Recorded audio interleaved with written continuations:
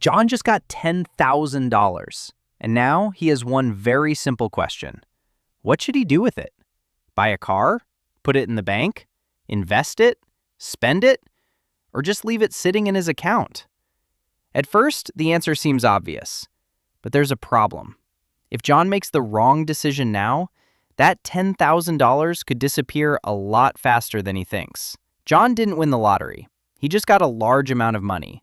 And for the first time in a long time, he had a chance to actually improve his financial situation. John looked at his old car. He'd wanted a new one for years. His current car was old. The AC worked whenever it felt like it.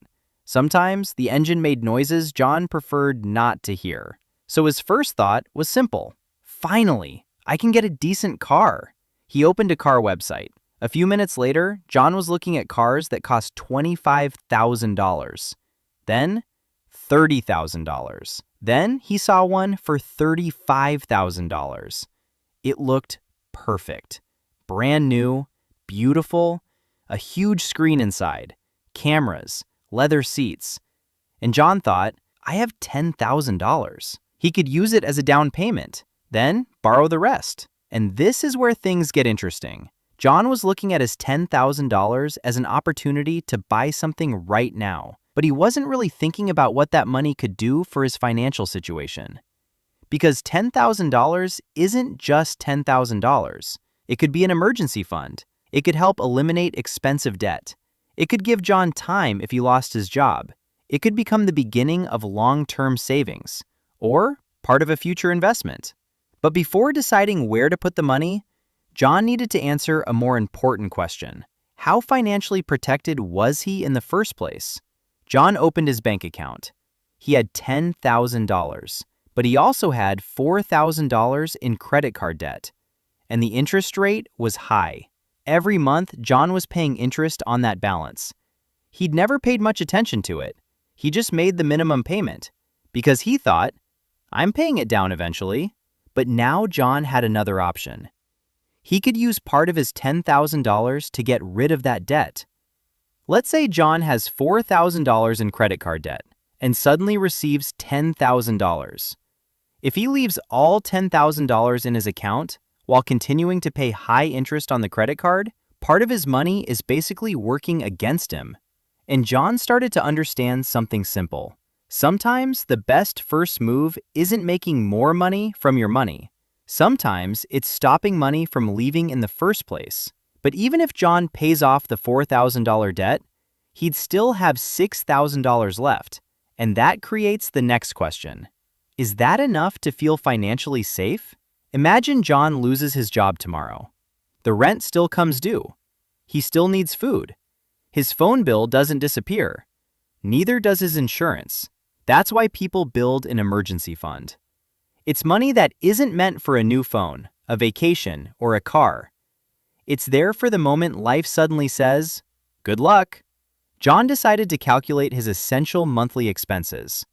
Rent, food, utilities, insurance, transportation, his phone, other necessary bills. Altogether, he needed about $2,500 a month just to live normally. And now, John looked at his $6,000 very differently. It didn't look like money for a new car anymore. It looked like several months of breathing room. If something went wrong, John wouldn't have to immediately take out another loan. And that's when he realized something. Money doesn't just buy things. It can buy time, peace of mind, and the ability to avoid making a bad decision when you're under pressure. But John still had one question.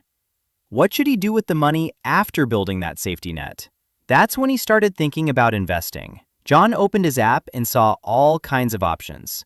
Stocks, funds, crypto, different investment opportunities. Some of them promised very high returns. John looked at the screen and thought, maybe I should just invest everything and turn this $6,000 into more money. And this is where he had to stop. Because investing isn't a button that says, make more money. Investing involves risk. Higher potential returns can also mean higher potential losses. And if John needs that money in a few months, he can't simply assume the market will be in a good mood. So now John was asking a completely different question. Not, where should I invest my $10,000? But, how much of this money do I actually need right now? And how much can work toward my future? And John finally started looking at his $10,000 not as money to spend, but as a tool. But there was still one problem. He still wanted that car. And now he had to decide. Spend the money now, or keep the opportunity that money could give him in the future? John looked at the car again. He still loved it. But now he started looking at more than just the price of the car. He started looking at the cost of the decision. If he used $10,000 as a down payment, he'd have almost no money left. And what if something happened? He lost his job. His car needed a major repair. He had an unexpected medical expense. Or he simply had a few bad months. John could end up right back in debt. So he decided not to buy the car. At least, not yet. Instead, John did something much less exciting. He divided up his $10,000. First, he paid off the $4,000 credit card debt. Now, he had $6,000 left. Then, he decided to keep part of that money as an emergency fund. If his essential expenses were around $2,500 a month, $6,000 would cover more than 2 months of basic expenses.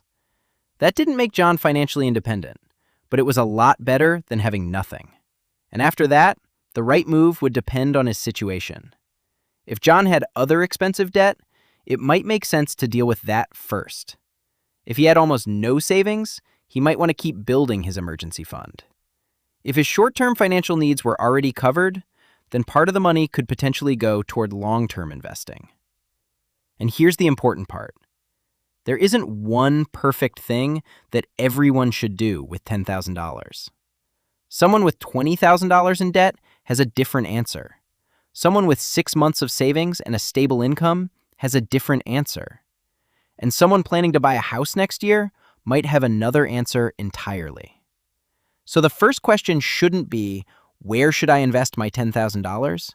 It should be, what would improve my financial situation the most right now? For John, the answer was pretty boring. He didn't buy the car, he didn't put all the money into some risky investment, and he didn't spend it on things he simply wanted. He used the money to eliminate expensive debt and build some financial breathing room. Then, he started saving part of his future income. A few months later, something interesting happened. John's car broke down again. The repair cost $900. In the past, John would have panicked. He would have pulled out his credit card and spent months paying off the repair. But this time, he simply paid for it from his savings. And for the first time, John understood the real value of an emergency fund. It didn't make him richer. It simply stopped one unexpected problem from becoming a new financial disaster. And that's one of the biggest things John learned. When you suddenly get a large amount of money, don't immediately ask how you can make it grow. First ask yourself, do I have expensive debt? Do I have money set aside for emergencies? Could I survive a few months without income? Do I have short-term financial goals? And only then think about growing the money over the long term. Because sometimes the best financial move doesn't look impressive at all. It might simply be paying off debt, or keeping money in a separate account for emergencies, or investing consistently for the long term, or simply deciding not to buy something you don't actually need. John still wanted the new car, but now he understood the difference between I can afford this and this is actually a good decision for me right now. And that change in thinking was worth far more than the car itself. Because $10,000 can disappear very quickly. But if you use it wisely, it can become the beginning of a much more stable financial life. So if you suddenly got $10,000 tomorrow, don't rush to spend it. Look at your debt first, then your savings, then your goals, and only after that, decide what to do with the money that's left. Because sometimes the best way to use your money isn't to buy something new. It's to buy yourself more financial freedom. If you want more simple stories about money, like this video, subscribe, and leave a comment. What would you do with $10,000? And in the next video, we'll follow John as he tries to turn those $10,000 into a real business.